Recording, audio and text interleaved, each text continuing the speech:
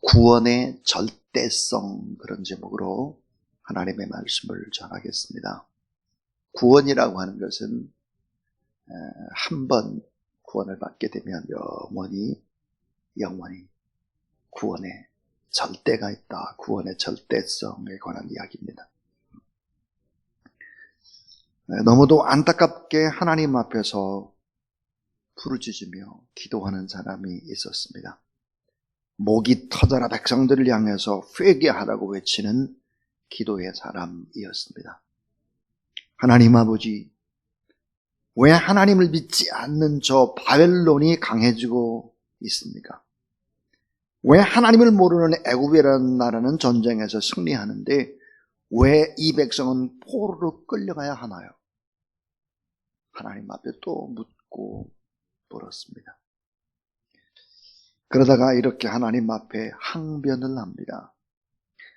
물론 이스라엘 백성에게도 죄가 있다는 것을 인정합니다. 그러나 느부갓네살보다는 덜하지 않습니까? 좀 그보다는 좀 이스라엘 백성들이 좀 낫지 않겠습니까? 이 안타까움의 기도를 하는 사람은 바로 에레미야입니다. 자, 이스라엘 사람들에게 하는 말이 애굽을 절대로 의지해서는 안 된다. 그런데 사람들은 애굽으로 몰려가는 것입니다. 회개를 아무리 외쳐도 회개를 하지를 않는 걸 꿈쩍도 하지 않았습니다. 이때 에레미야는 이렇게 하나님 앞에 이야기를 합니다. 하나님, 어찌하여 이런 일이 일어나는 것입니까? 아니, 이 백성이 어떻게 이렇게 완악할 수가 있겠습니까? 어찌하여 악이 승리하게 하나님을 허락하고 있습니까? 이렇게 묻자 하나님께서는 그 대답으로 토기장의 집으로 데리고 갑니다. 그리고 마음대로 토기를 만들고 마음에 안 들면 그 토기를 부수고 또 버리고 다시 만드는 토기장의 모습을 보여줍니다. 그리고는 어찌 이런 일이 일어납니까? 이 백성이 왜 이렇게도 완악합니까? 이렇게 묻는 에레미야에게 토기장이 집에서 토기를 만드는 그 모습을 보여주면서 이것이 응답이라고 말씀을 하는 것입니다. 잘 봐라. 토기장이가 마음에 들면 그대로 쓰지만 마음에 안 들면 다 깨 부수듯이 나도 그럴 수 있다. 이렇게 말씀을 한 것이죠. 자, 구원의 절대성입니다. 오늘 설교의 제목이. 지금까지 우리는 구원에 관한 진리의 말씀을 반복해서 로마서에서 들어봤습니다. 자, 구원이라고 하는 것은 하나님의 은혜다. 그런데 불가항력적인 하나님의 은혜다. 인간의 선행이나 인간의 공로로, 인간의 노력으로 될 수 없는 오직 믿음으로 구원을 받는 것인데 이 믿음조차도 하나님이 허락하신 하나님의 은혜 안에 있는 것이다. 그래서 성경은 구원은 최고의 선물이고 최고의 축복 중의 축복이 바로 구원이다 그랬습니다. 이 구원 속에는 우리가 죽어서 하나님의 나라에 가는 것만 포함되는 것이 아니라 이 땅에서도 꼭 필요한 구원받은 사람에게 주어지는 플러스 알파, 구원 플러스 알파의 프로그램이 들어있다, 숨겨져 있다 그랬습니다. 자, 그래서 은혜 안으로 들어가기 위해서는 자, 예정이나 선택이나 부르심이나 칭의나 이런 주권적인 역사가, 말씀의 역사와 성령의 역사가 동시에 있어야 가능한 일이다 그랬습니다. 그래서 데살로니가전서 1장 4절에 보면 하나님의 사랑하심을 받는 형제들아 너희를 택하심을 보라 그랬습니다. 이는 우리 복음이 너에게 말로만 이르는 것이 아니라 또한 능력과 성령과 큰 확신으로 된 것이라 그랬습니다.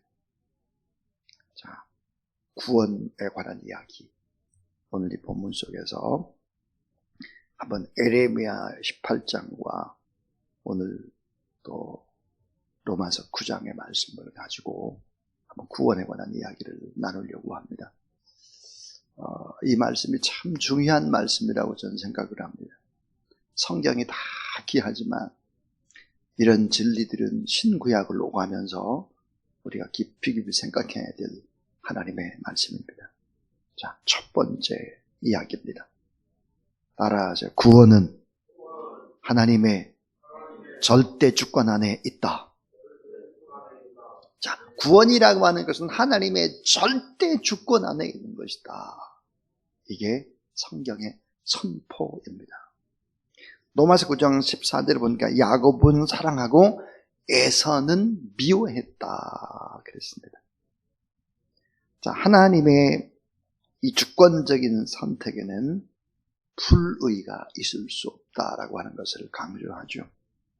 자, 에레미야 18장 3절부터 6절에 보면 내가 토기장의 집으로 내려가서 본즉 그가 농도로 일을 하는데 진흙으로 만든 그릇이 토기장의 손에서 터짐에 그가 그것으로 자기의 의견에 좋은 대로 다른 그릇을 만들더라.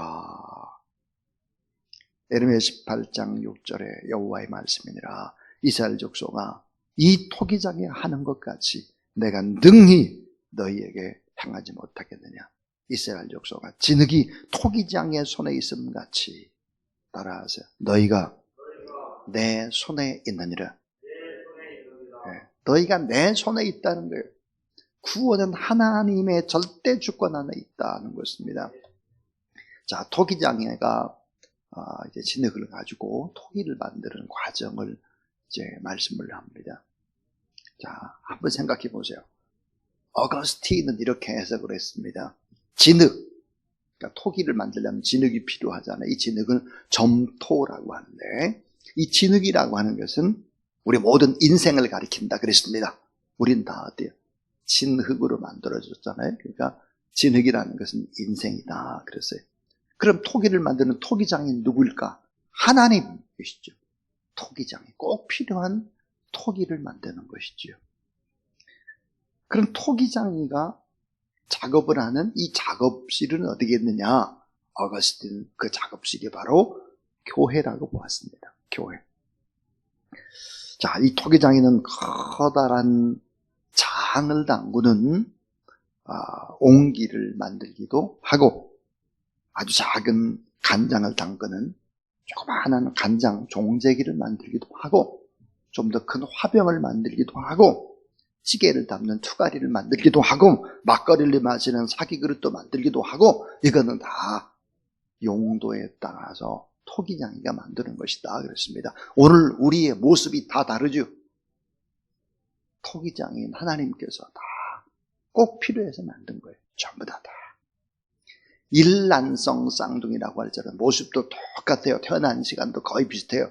일란성 쌍둥이라도 다른 것이 2000가지가 넘는다 그래요. 그러니까 하나님의 독특함을 가지고 다 하나님이 만든 것이지요. 그래서 이 구원은 하나님의 절대 주권 안에 있다 하는 것이 하나님의 말씀입니다. 두 번째입니다. 이 두 번째는 구원은 하나님의 은혜와 선한 의도 안에 있다 하는 거예요. 자, 구원은 하나님의 은혜. 근데 그 하나님의 은혜와 선한 의도 안에 있다. 너희가 내 손에 있다. 그랬습니다. 자, 이 도자기를 만드는 과정들을 한번 잘 생각을 해보시기를 바랍니다. 도자기에는 공정이 있는데요. 그 하나의 공정이 뭘까? 점토를 구합니다. 점토. 좋은 흙을 구하는 게 관건이에요. 이 흙을 구해다가 막 사용하는 것이 아니죠. 흙을 가루를 내죠. 이 가루를 체에다 치는 것입니다. 체에다 치면서 불순물 같은 걸 다 제거하는 거죠. 체로 치는 작업을 해요. 그 다음에 적당한 이제 물을 이제 반죽을 해서 물레로 외형을 만드는 작업을 하는 것입니다. 물레로 외형을 만들어요. 발로 막 이렇게 발라가지고 또 물레를 돌려서 외형을 만들고 이 외형이 좀 딱딱해지면 그 다음에 뭐냐면 그 외형에다가 조각을 합니다. 예쁜 뭐 그림을 그리기도 하고 풍경화를 그리기도 하고 이렇게 해서 그런 조각 칼로 외형을 만드는 작업을 하죠. 그 다음에 초벌구이를 합니다. 초벌구이. 자, 초벌구이가 끝나고 난 다음에 또 하는 일이 있습니다. 그게 뭘까? 아주 중요한 유약을 바르는 것이죠. 유약. 자, 도자기 겉에 바르는 유리질과 잿물을 섞어서 치료하는 것입니다. 양잿물. 자, 그래서 이제 유약을 바른 다음에는 재벌구이를 하는 것인데, 이 재벌구이가 대단히 중요합니다. 왜냐하면 재벌구이 할 때 대부분 다 이제 도자기가 일그러지거나 터지거나 그렇게 하죠. 보통 이제 가마 하나에다 한 100개 정도를 넣는다고 하죠. 이 전통 가마에는 7일 정도 불을 뗍니다. 그러면 온도가 어느 정도 될까? 1200도에서 1300도를 유지합니다. 자, 화력에 따라서 장작의 종류도 다릅니다. 그러니까 소나무 장작이냐 참나무 장작이냐에 따라 화력이 다르죠. 이걸 계속해서 7일 정도 불을 지피죠. 그러니까 이 도자기를 가리켜서 흙과 불과 그 다음에 토기장의 혼이 만나는 예술품이다 그러잖아요. 자, 그리고 난 다음에 일주일 후에 결국은 이제 도자기가 탄생을 하게 되는 것이죠. 이런 긴 과정을 거칩니다.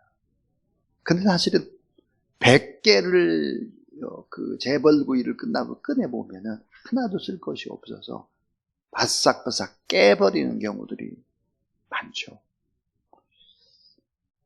저도 이제 도자기를 아주 좋아해서 광주에 이제 도자기 굽는 데를 가기도 하고 그랬는데 제 눈에서 보면 너무 도자기가 이뻐요. 근데 그걸 막 깨버려요. 너무 아깝다고. 저 좀 주세요. 안 줘요. 안 줘. 이게 토기장애가 보기에는 이게 작품이 아니라 깨버리는 거예요. 자, 오직 하나님의 은혜와 주권적 섭리와 긍휼 속에서 구원을 받게 되면 이 도자기는 어떻게 될까 하는 거예요. 우리는 어떻게 될까? 구원받은 사람은. 자, 세 가지가 바뀝니다. 세 가지. 그 하나가 뭘까? 이름과 신분이 바뀌어요. 이름과 신분이 바뀝니다. 진흙이 아니에요. 도자기가 되죠. 자, 이름과 신분이 바뀐다. 그래서 마귀의 자녀가 하나님의 자녀가 되는 것이죠. 아브라함이 되는 것이죠. 사라가 되는 거죠. 야곱이 이스라엘이 되는 거죠. 시몬, 작은 모레알이라는 시몬이 반적 베드로가 되는 거죠. 사울 스스로 큰 자예요. 큰 자. 이 사울이 바울이 됩니다. 예수 그리스도 안에서 작은 자가 되죠. 이름과 신분이 바뀌어요. 흙이 아니라 도자기가 되죠. 또 하나 뭐가 바뀔까? 목적과 가치가 바뀌는 기적이 일어납니다. 목적과 가치가 바뀌어요. 토기가 도자기가 되죠. 귀하게 쓰여집니다. 최고의 걸작품으로 빚어지는 거죠. 결코 불량품을 만들지 않습니다. 토기장에는 불량품을 만들지 않아요. 하나님께서는 우리를 불량품 있게 만들지 않았다는 거예요. 다 꼭 필요해서 너무너무 귀하게 그렇게 만들었다는 사실을 믿으시기 바랍니다. 최고를 만들기 위해서 인생을 걸고 엄청난 값을 지불했습니다. 예수 그리스도라는 값을 지불했죠. 그래서 결국은 이름과 신분이 바뀌고 목적과 가치도 바뀔 뿐만 아니라 또 바뀌는 게 있죠. 쓰임받는 용도가 바뀌는 것입니다. 자, 주님께서 사용하는 편한 도구로 바꿔지는 거죠. 아브라함이 되면서 믿음의 조상이 되는 큰 그릇으로 바뀌는 거죠. 바울은 이방인을 담는 이방인의 그릇이 됩니다. 이방인을 구원해내는 것이죠. 그래서 하나님의 영광을 위해서 쓰임을 받게 된다. 하는 거죠. 그래서 구원받으면 이렇게 바꿔지기 시작을 하는 것입니다. 기적 중에 최고의 기적은 뭘까요? 병 고치는 기적이 아니에요. 최고의 기적은 바로 구원받고 사람이 변화되어 가는 거예요. 아름답게 변화되어 가는 거예요. 이게 기적이다 하는 것입니다. 근데 더 중요한 얘기를 오늘 하고 있습니다. 그게 뭘까? 21절입니다. 토기장이가 진흙 한 덩이로 하나님 귀에 쓸 것을 하나는 천이 쓸 것을 만들 권한이 없느냐. 자, 24절에 보니까 이 그릇은 우리니 곧 유대인 중에서 뿐 아니라 이방인 중에서도 부르신 자니라 그랬고, 23절에 또한 영광 받기로 예비하신 바 긍휼의 그릇에 대하여 그 영광의 풍성함을 알게 하고자 했을지라도 무슨 말을 하리요 그랬습니다. 또 하나 놀라운 이야기, 마지막 세 번째는 심판하심도 하나님의 손안에 있다 하는 거예요. 심판하심도 하나님의 손안에 있다. 진흙으로 만든 그릇이 토기장의 손에서 파생하며 그가 그것으로 자기 의견에 선한 대로 다른 그릇을 만들더라 그랬고, 에레미야 18장 10절에 보니까 만일 그들이 나보기에 악한 것을 행하여 내 목소리를 청종하지 않으면 내가 그에게 유익케 하리라 한 선에 대하여 뜻을 돌이키리라 그랬습니다. 그러니까 아무리 선민 유대인들이라고 할지라도 하나님의 말씀대로 살지 않고 청종지 않고 순종하지 않을 때 하나님께서 그 촛대를 옮겨 놓을 수 있다라고 하는 것이죠. 하나님의 뜻에 합당치 않고 그 그릇이 더러워져 버렸을 때 만든 그릇을 버릴 수도 있고 심판할 수도 있다. 하나님의 심판이 있다는 거예요. 하나님의 심판. 그런데 이 하나님의 심판 안에는 오늘 말씀에 보면은 세 가지가 숨어 있다는 거예요. 하나님의 심판에는 바로 세 가지가 숨어 있다. 그 하나가 뭘까? 긍휼과 사랑입니다. 긍휼과 사랑. 하나님은 무조건 심판하는 것이 아닙니다. 긍휼과 사랑의 하나님이 있습니다. 끝까지 긍휼히 여기고 끝까지 사랑하시는 하나님. 또 하나, 오래 참고 또다시 기회를 주시는 거예요. 오래 참고 또 기회를 주는 거예요. 한꺼번에 뭐 잘못했다고 그래가지고 막 심판하는 분이 아니라는 거예요. 그리고 또 하나님은 어떤 분일까? 돌이킬 때 회복시켜 주신다. 돌이킬 때 회복시켜 주신다. 22절에 보면 만일 하나님이 그 진노를 보이시고 그 능력을 알게 하고자 하사 멸하기로 준비된 진노의 그릇을 오래 참으심으로 관용하시고, 23절 또한 영광 받기로 예배하신 바 긍휼의 그릇에 대하여 그 영광의 풍성함을 알게 하고자 하실지라도 그랬습니다. 그러니까 하나님이 어떤 하나님일까? 무지막지로 막 심판하거나 이렇게 한 분이 아니라는 거예요. 긍휼과 사랑의 하나님, 오래오래 참고 또다시 또 기회를 주시고 돌이킬 때는 또 회복시키시는 이런 좋으신 하나님이다 하는 거예요. 그래서 세 가지 얘기를 했습니다. 세 가지. 자, 구원이라고 하는 것, 구원은 하나님의 절대 주권 안에 있다. 근데 구원은 하나님의 은혜와 선한 의도 안에 있다. 그리고 구원받게 되면 다 바뀌는데, 특별히 이름과 신분이 바뀔 뿐만 아니라 목적과 그 가치가 바뀌고, 그렇기 때문에 그런 사용의 용도가 다 다르다는 거예요. 자, 저 같은 사람은 뭐 세상 일 다른 일 잘 못하니까 주의 종이 되게 하고, 또 기롱견 집사님은 전기를 잘하니까 전기, 또 우리 연동호 집사님 또 관리를 잘하니까 막 교회 일들 이렇게 하시고, 또 다 이렇게 보면 하나하나 다 귀하게 쓰이는 다 그릇이 되는 것이죠. 근데 마지막은 심판하심도 하나님의 손안에 있다 하는 거죠. 결국은 뭘까요? 결국은 하나님의 손안에 모든 것도 있다. 그래서 전쟁도 평화도 번영도 코로나 바이러스도 태풍, 폭우, 가뭄도 다 하나님의 손안에 있다는 사실을 믿으시기를 바랍니다. 결론적으로 하나님의 오미하신 섭리와 주권적인 역사는 좀 더 우리가 바라볼 때 긍정적인 미래지향적으로 이렇게 바라보며 삶을 살아가자 하는 것입니다. 우리는 과거를 이렇게 돌아보고 근데 과거도 잘 잊어먹어요. 미래는 전혀 예측 불가능해요. 근데 눈앞에 있는 현실만을 가지고 막 이것 따지고 저것 따지고 분석하고 그렇게 해서는 안 된다는 거죠. 미래를 좀 밝게 하나님을 바라보며 그렇게 살아가야 된다. 오늘 당장 우리가 고통으로 보이는 것도 바꿔줄 수 있고 또 내 뜻대로 안 되는 것도 축복일 수 있다라고 하는 것이죠.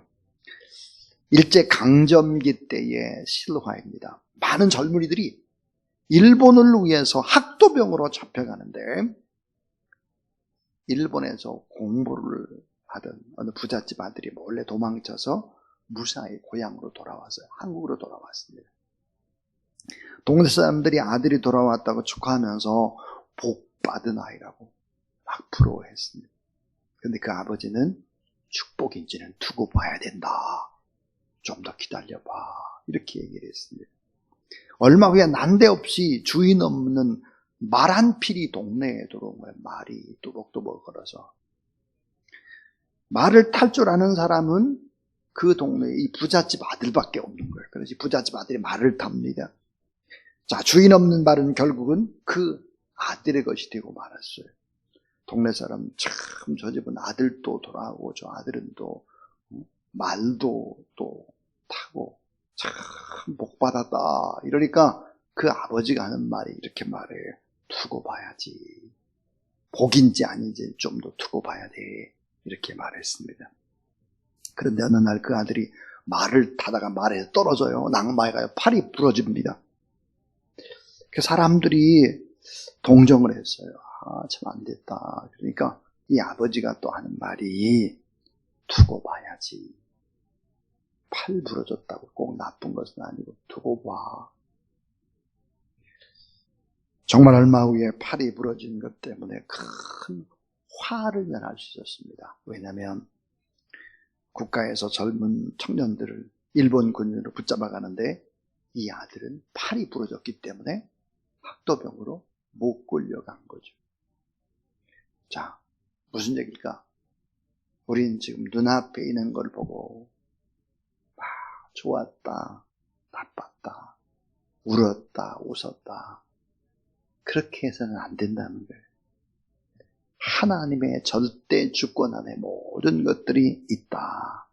그 하나님을 바라보고 믿음으로 어려움이 좀 있어도 또 기쁨과 감사가 있어도 그것 때문에 너무 히히비비 또 이러지 말고 복되게 인도하실 그 하나님을 바라보며 오늘도 믿음으로 기도하고 감사하며 나가는 그런 귀한 도자기들, 귀한 그릇들 다 될 수 있기를 주님의 이름으로 축원합니다.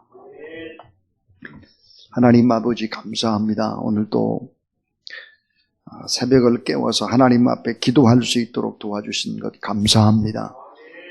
주님, 기도에 성공해야 모든 것에 성공할 수 있음을 우리는 압니다. 오늘 우리가 모여서 기도할 때 이 기도 가운데 성령 하나님이 역사하셔서 응답받는 은혜가 있게 하여 주시옵소서.